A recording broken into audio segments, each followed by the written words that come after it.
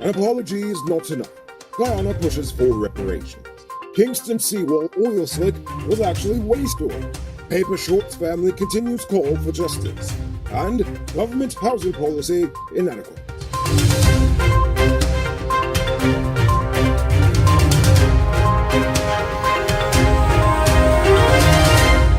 I am Larico Bulford and welcome to tonight's edition of Uncut News. Where are you watching from tonight? Let us know in the comments. Guyana is repeating the call heard throughout the Caribbean for reparations for slavery. Yesterday, the president said that an apology from the British government for the crime of slavery is not enough. We demand compensation. This comes as the nation joined in adopting the political proclamation and reaffirmed its commitment to the implementation of the Durban Declaration and Program of Action, a rejection of racism, racial discrimination, xenophobia, and related intolerance. To this end, the president has promised Guyana's continued support for CARICOM's push for reparations. The government is not considering a total closure of the nation's borders despite the ongoing surge in cases and the American CDC's most recent travel advisory against Guyana. According to the CDC, even fully vaccinated travelers may be at risk for getting and spreading the Delta variant, which is honestly crazy when you think about the fact that, well, for one, you can get it even if you do get the shot, and two, America literally has had almost as much Rona deaths as we have Guyanese citizens alive. Period. The police are currently investigating about 10 cases of stolen and forged vaccination cards. Since the issue became public, 2 drivers for the Ministry of Health were charged and remanded for stealing a number of cards. Previously, the local authorities advised people against stealing and forging these vaccination cards, making it known that it was a serious offense, if it wasn't obvious enough. The Health Ministry also urged members of the public to continue to snitch on the vaccine fraudsters. In its first year of operation, the Legal Aid Clinic has dealt with approximately 122 matters. As of last month, some 77 of the 122 matters were completed, with 45 pending. Of the 77, 57 were dismissed, 9 were abandoned, and there were 11 convictions. The Legal Aid Clinic deals with both walk-in clients and those referred from the prison, probation, and judicial services. It was set up to provide representation for non-violent pretrial detainees who cannot afford a lawyer, all under the mandate of reducing the prison population. Are you one of the chosen few that benefits from duty-free? Good for you! Check out these amazing vehicles that just arrived at Best Buy Auto Sales. This 2016 Toyota Harrier Grand Sport Edition, this 2014 Range Rover Evoque, and this 2016 Lexus RX 200T are all on sale.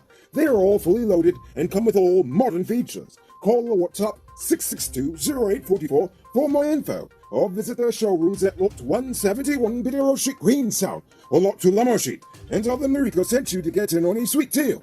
An investigation by the EPA has concluded that the recent pollution on the Kingston seashore was a result of waste oil being dumped into the Demerara River.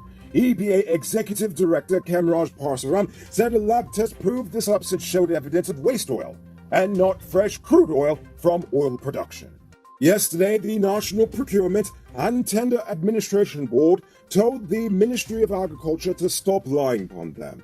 The NPTAB distanced itself from a decision to retender a contract as claimed by the Ministry of Agriculture. The board said it will want to clarify its role, including that it does not decide on retendering, as if a contract should be advertised again, it lies solely with the procuring agency, which recommends and justifies such decisions. NPTAB merely facilitates the decision of the procuring entity, which in this case would be the NDIA. The board is scheduled to meet next Tuesday, when the issue will also be discussed. Last night, family and friends of Ricardo Fagundes held a silent vigil at the place where he was murdered 6 months ago. They demanded answers from the police on the state of their investigation. Paper Shorts' mother, Carol Fagundes, said they are clueless about the investigation as they last received an update from the police in April. She said she now believes there is an attempt to cover up the investigations. While family members and close friends believe they know who may be behind the execution, they are concerned that the case is still unsolved with no arrests and no charges against anyone thus far. Don't miss the grand 50% off sale and get a free 1-month digital Prime bundle plan. Available at City Mall, Starbucks Square, Regenton Light Street, Marcy Turkine, and Marcy Providence. Shop early, limited stocks available. It's now time for today's Runner Report. Today, we reached another grim milestone. We've broken a record. There are now 362 new cases, the most for one single day. 740 persons dead, 36 in the ICU, 3,545 in home isolation. And the total number of confirmed cases around the nation now stands at 30,186, which, by the way, is larger than the population of Linden. So, please, wash your hands frequently. Avoid touching your nose and mouth and mask up before you leave the house. When you do leave home, try to avoid enclosed spaces and large crowds. And remember to give 6 feet of space between you and others, because thousands of us are infected. Today, 21-year-old Joshua Brown was charged with 2 counts of armed robbery. He admitted that on June 22nd, he robbed a man at gunpoint of 4 gold chains, a gold bond, and a gold ring. Brown also admitted that on August 13th, he robbed a woman at knife point of a handbag, cell phone, cash, and her important documents. After considering Brown's early guilty plea, the court sentenced him to 2 years imprisonment on each charge. These sentences will run concurrently. And now for our stupid news of the day. You know what I think is stupid? The government's current housing policy. I've already explained how housing schemes are nothing more than government-sponsored ghettos. And, unfortunately, the current administration's promise to make 50,000 house lots available in 5 years is simply not enough to take control of the housing crisis. According to the National Development Strategy of Guyana, in order to keep up with the demand for housing, 5,200 new housing units would have to be completed each year for 10 years. But, as it turns out, the strategy in question was published over 20 years ago, meaning that we needed 52,000 homes completed by 2010. But, judging by the looks of things, we are far, far short of that target. Worse yet, the PPP's plan isn't to build 50,000 homes just ready to move in, it is to make 50,000 house lots available.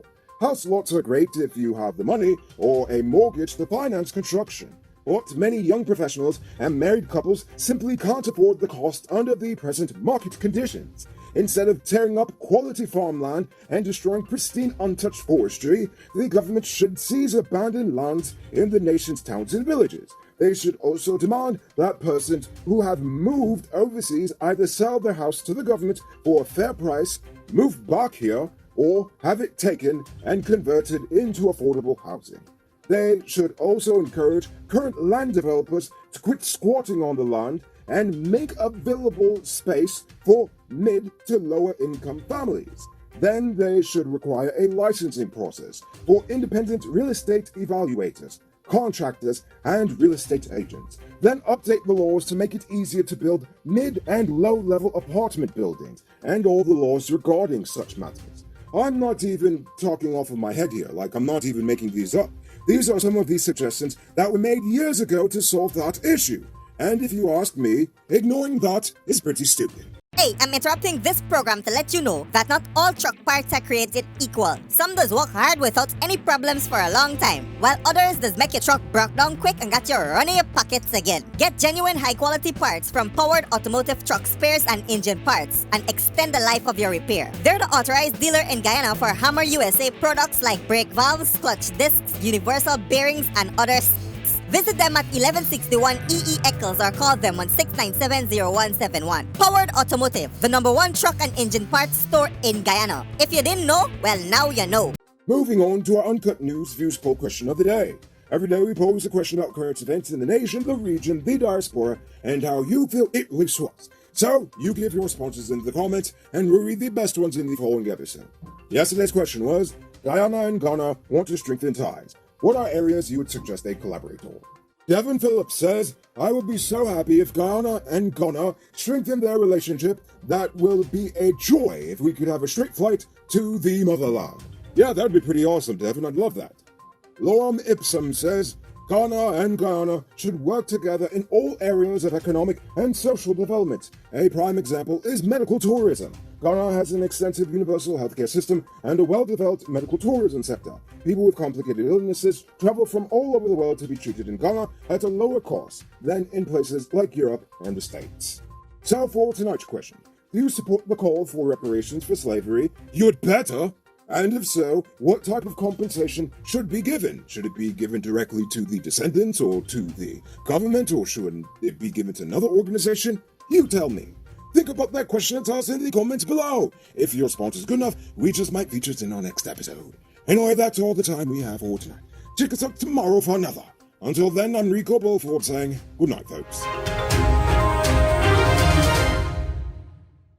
Hey, Uncut News viewers, thanks for watching. You can subscribe by clicking on this button over here, or click over there for more news. You can also drop a comment to let me know if you've made it to the end of the video. Goodbye for now.